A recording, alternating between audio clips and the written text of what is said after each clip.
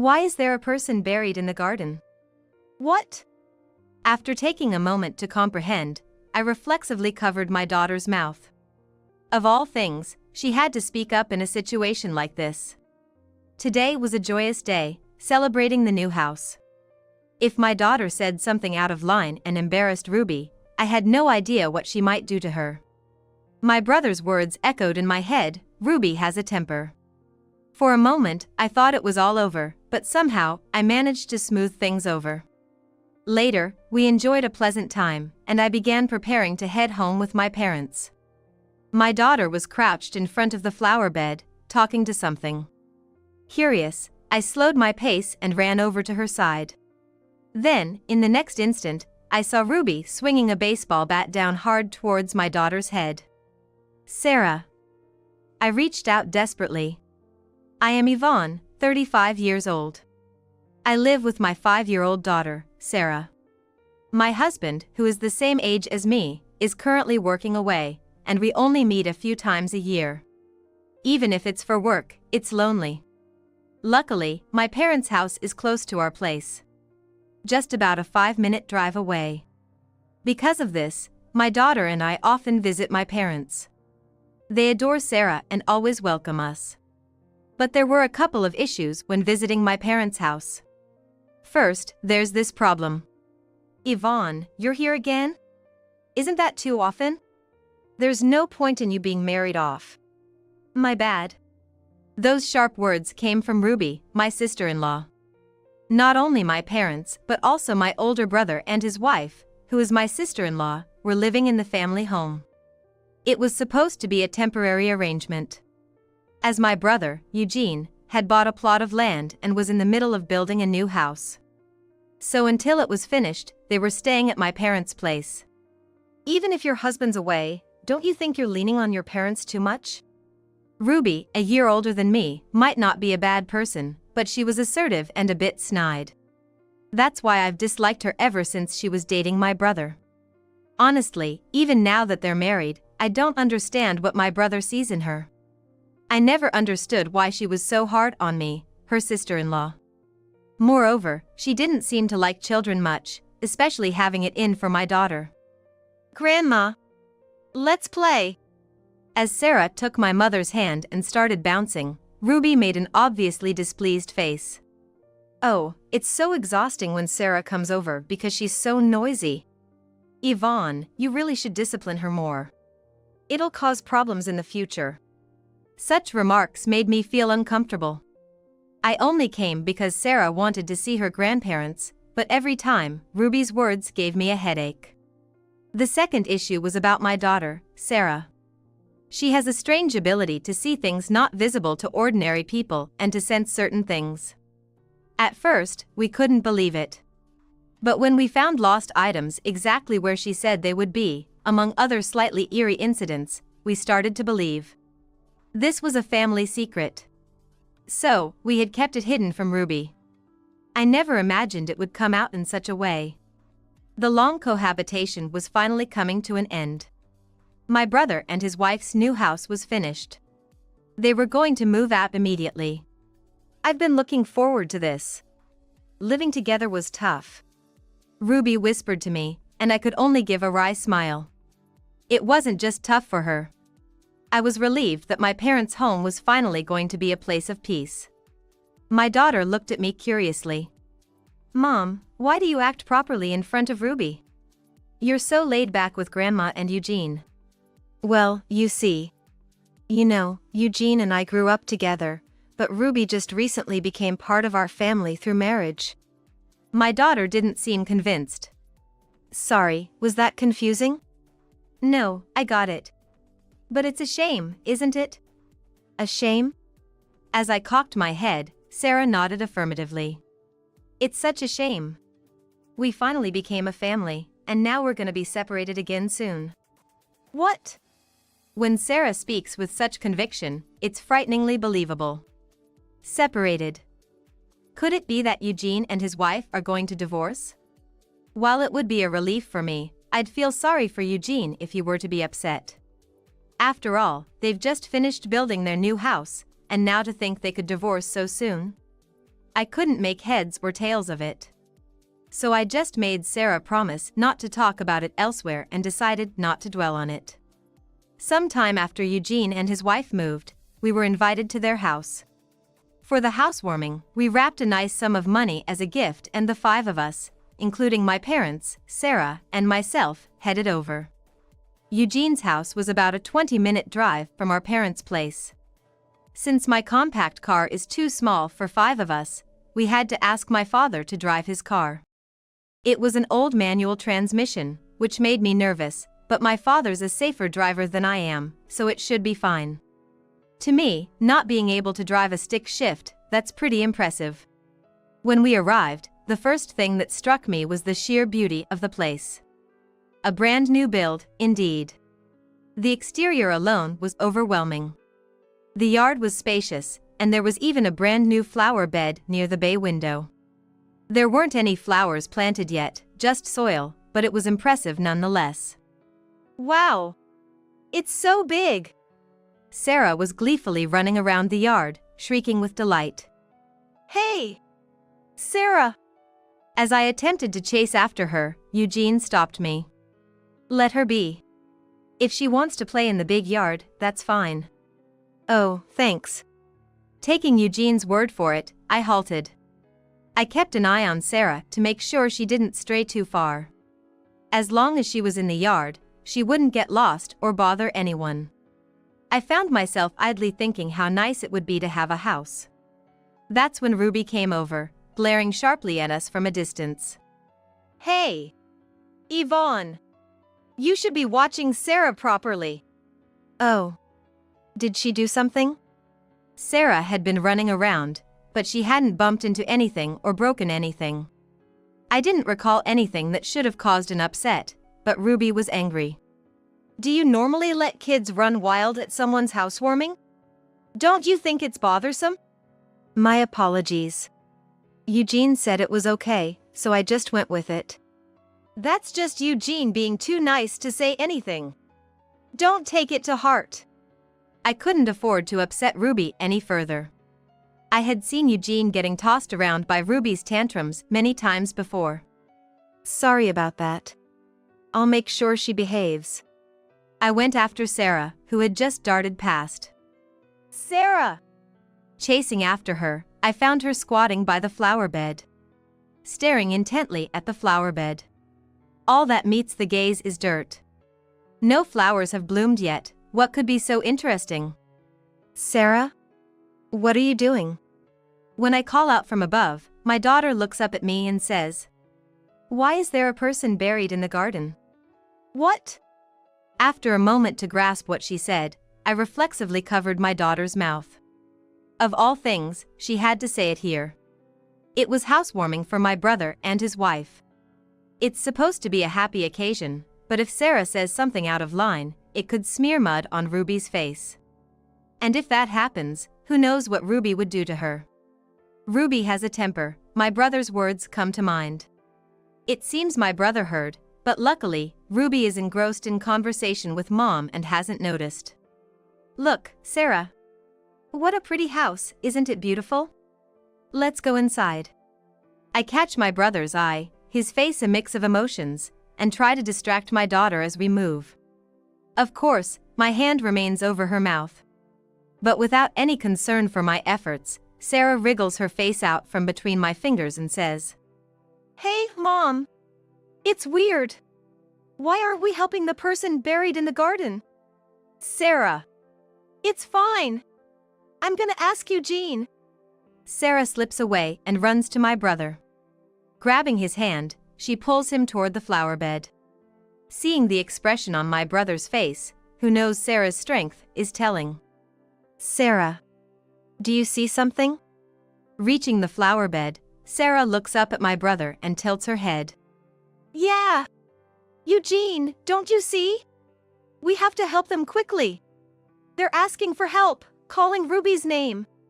This was unexpected for both my brother and me, and we inadvertently looked at each other. Ruby is still talking with Mom. Ruby's name? Yeah, right here. My brother and I step closer to the flower bed. On closer inspection, the soil where Sarah is pointing looks slightly different in color. It's as if someone had dug it up once before. Chills run down my spine as the thought crosses my mind. What do we do, Eugene? What to do? We can't just ignore what Sarah says. It's not that we should ignore it because it's a child's words, but because it's Sarah's words that we can't. My brother returns with a small gardening spade from the back of the house. It seems insufficient for digging, but it's all we have. When we tap the soil, it feels unnaturally hard, as if something has been firmly packed to hide it. My brother, perhaps frightened, is cautious and can't put much force into the spade. Impatient, Sarah snatches the spade from him. Come on, Eugene! You're no good at this. I will do it. Sarah, hang on. I reach out to stop her, but Ruby grabs Sarah's wrist before I can. Having come over unnoticed, Ruby squats down to Sarah's level and smiles brightly. Hey, Sarah, don't touch my precious flower garden. Relieved at Ruby's smiling face, I pulled my daughter Sarah closer. That's right, Sarah. You can't just touch things without permission. Sorry, Ruby. No problem. But don't touch it again. Not ever. I felt a strange intensity coming from Ruby. I bowed my head to her again and tried to make a getaway to my mother Yvonne with Sarah in tow. But at that moment, Sarah once again pointed at the flower bed and shouted, "Look! That person is watching Ruby over there. Hey! Sarah! You're gonna scare Ruby with that kind of talk. Don't say things like that." Every time my daughter had said something like this before, the people who heard it turned pale and trembled. I imagined Ruby must be terrified, having such things said about our brand new home. Sorry, Ruby, it's just a misunderstanding by Sarah. Trying to make amends, I looked at Ruby's face. No matter how much I might dislike Ruby, I felt bad for frightening her. I thought I had to get my brother Eugene to smooth things over too. But when I saw Ruby's face, I caught my breath. Far from looking scared, her eyes were wide open and she looked angry. Sarah, is someone watching me? Yeah! They're asking for Ruby's help. Ruby just said, huh, and raised the corners of her mouth. Her eyes weren't smiling at all. For some reason, I found Ruby's face terrifying and I shuddered. I'm sorry, Ruby. It's okay. It's just kid stuff. Eugene quickly stepped in between me and Ruby, and the situation settled for the moment. We went inside the brand new house with our parents and they let us sit on the brand new couch. Wow! It's so cushy! It seemed Sarah's spirits had lifted in the new house as she happily sank into the couch. She seemed to have completely forgotten the earlier incident, and I felt relieved. We then ordered some takeout sushi, chatting and eating. Sarah must have been exhausted from all the excitement. Before we knew it, she'd fallen asleep on the couch. Would you like to put her to bed upstairs? Should Eugene carry her? Really? Thank you. That would be good. We still have quite a while before we head back. It might be better than letting her sleep in the bustling living room. At first, I thought so, but then I had a bad feeling. I think it's okay. She might feel lonely waking up alone. Oh, she's already 5, right? She'll be fine. She can sleep here. Yvonne, you're a bit overprotective, huh? Ruby murmured that and smoothly rejoined the conversation with my brother and parents. Despite the short exchange, I couldn't stop sweating. After a while, Sarah woke up. It's about time to leave. We agreed with our dad and started to get ready to go home. As I was cleaning up the table and washing the cups, my bored daughter tugged on my clothes. Hey Mom, are we going yet? Just a bit longer, okay? We'll leave soon. You're slow. Maybe it's because she just woke up, but Sarah seemed a bit cranky. I didn't want to deal with a tantrum right now, so I decided to hand it over to my mother. Mom, can you please rinse these? Sarah is getting grumpy. My mother came running over, but Ruby blocked her. Then how about Sarah and I play in the yard while we wait? The yard? Let's go. My daughter, thrilled at the thought of going outside. More than that, I was surprised that Ruby invited her to play.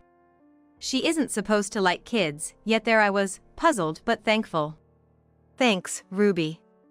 But we're about to head home. It's just until you leave. It's fine. Come on, let's go, Sarah. Yeah. Sarah cheerfully responded and took Ruby's hand, and they left. It's strange. Ruby's not keen on children, Eugene said with a stunned face, watching them go. I know, right? Ruby and my daughter have met many times, but I've never seen them play together. Sarah isn't shy with strangers and would happily approach Ruby, but I thought Ruby always kept her distance. Yet today, Ruby was the one who did the inviting. Something didn't sit right with me. I'm gonna go outside too. I rushed out in a hurry. Sarah was squatting in front of the flower bed, talking about something. Ruby was nowhere in sight. Curious, I slowed down my pace and ran over to her. The next moment, I saw Ruby swing a baseball bat at Sarah's head with all her might. It was a close call. I grabbed my daughter's arm and we both fell backwards. A metallic clang echoed through the yard. The bat had struck right where Sarah had been just seconds before. Hearing the sound, Eugene and my parents came outside. What was that noise? Ruby? Eugene, seeing Ruby holding the bat, was shocked. My heart pounding, I hugged Sarah tightly. That was too close. If I had been a moment later, Sarah could have. Silently, I looked up at Ruby. Her expression was angry or maybe emotionless. What happened? Eugene asked, suspicious. Ruby, she tried to hit Sarah with a bat. What? I can't believe it. Eugene stepped closer to Ruby in disbelief. Is it true? Ruby, why would you? Ruby just smirked. Come on, Yvonne. It was just a joke. Anger flooded over me and I snapped back. A joke? What are you talking about? If that had hit her, do you have any idea what would have happened? It wouldn't have been just an injury. As I was speaking, I realized something horrific. The end of the baseball bat was stained with something dark red. Noticing my gaze, Ruby let out a breath. Sarah was the one who started it, wasn't she? She shouldn't have said what she did. What? Before my eyes were involuntarily drawn to the flower bed. Could it really be that beneath there was a person buried, just as my daughter had said? Fear made my teeth chatter. My brother, concerned, kept me and Sarah away from Ruby. What's this all about, Ruby? It's nothing serious, just a joke. Maybe I went a little too far. My brother stared at Ruby for a moment and then decisively went to the back of the yard. He grabbed a small shovel and began to dig up the flower bed that Sarah had pointed out earlier. Hey! Eugene, what are you doing?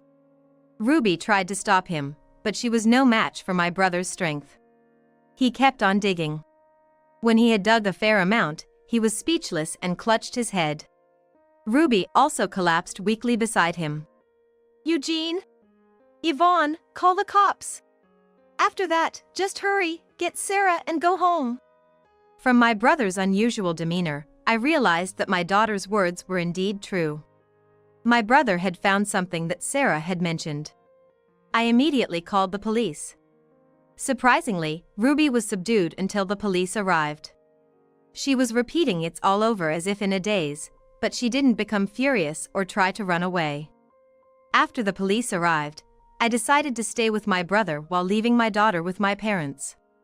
My mother was too scared to accompany him. My father offered to stay, but then we would be without a driver. My brother said, I'm okay alone, but that couldn't be true. I couldn't leave my brother by himself. Sarah, listen to Grandma and Grandpa and wait here, okay? Okay. Mommy, take care of Eugene, too. Sure. I couldn't tell how much my daughter understood, but I promised her with a smile. My brother seemed to be talking calmly with the officer. I watched from a corner of the yard so as not to be in the way. Suddenly, Ruby's voice rose in anger. I've told you. I don't know anything. All right. For now, let's go to the office and you can tell us everything there. You're just trying to pin this on me. I refuse to go. The officer looked perplexed by Ruby's outburst. A female officer tried to grab Ruby's arm, but she shook her off and hid behind my brother. Eugene, help me. Ruby. My brother was flustered, holding Ruby's shoulder. He neither hugged her nor pushed her away. I could feel his conflict. I didn't do anything wrong. It's a false accusation. My brother probably wanted to believe Ruby's words. But just a moment ago, Ruby had swung a baseball bat at Sarah. Probably because if what was buried was revealed, she'd have trouble sealing the deal. Ruby, if you're innocent, let's just go to the office for now, I suggested. Ruby glared at me sharply. No. What if the cops force a confession out of me? Tell that to Eugene. Well, that's... My brother is probably still half in doubt. He just can't seem to turn Ruby away. But, in reality, it was buried. Just by chance, right? It just happened to be someone buried there. We just unluckily bought this place. It's none of our business. Hearing Ruby's words, I grabbed my brother's arm and involuntarily pulled him towards me. Ruby, how do you know about this? Huh? Because Sarah told us. I shook my head slightly. Sarah only said there was a person there. She didn't mention any gender or age. Ruby's mouth fell open in a small O, and her face turned pale. We hadn't been told by the police what had been buried yet. So, the only person who would know was the one who buried it. But, just when I'm about to finally be happy, he had to come and ruin everything. All I wanted was to live a peaceful life with Eugene. Ruby looked up at my brother pleadingly. My brother, holding Ruby's shoulders, shook his head in anguish. I'm sorry, but this is just too much to handle. But you said you loved me. I'm sorry. Ruby was trembling. It was so close. I was so close to living as a classy homemaker in our new home. Her hysterical screaming was frightening. Ruby was then taken away by the police. All I could do was silently stroke my brother's back as he shook with sobs. Later, we got a shocking call from the police. The person buried was Ruby's cheating partner. They had been involved for years, and he had provided financial support. When he learned of Ruby's upcoming marriage, he tried to interfere. Give me back all the money I've spent on you, or I'll tell your husband everything. That's what he threatened. In a panic and not wanting to be exposed, Ruby acted rashly. The flower bed had just been refilled with soft soil, making it an easy place to bury something. Ruby must have thought it safer to keep the body within sight rather than risking discovery in the mountains. Naturally, Ruby was arrested. My brother debated waiting for her to reform, but ultimately, they divorced. He couldn't forgive her for almost harming Sarah as well. He was devastated for a while, but slowly began to return to his old self. Unfortunately, he decided to sell the new house. But it was hard to sell due to its history. He kept thanking his daughter. If Sarah hadn't noticed, who knows what would have happened. Ruby certainly wouldn't have confessed. My brother joked self-deprecatingly about his poor judgment in women. Now, he has moved back into our parents' house. I visit every weekend, and they seem to be getting along well.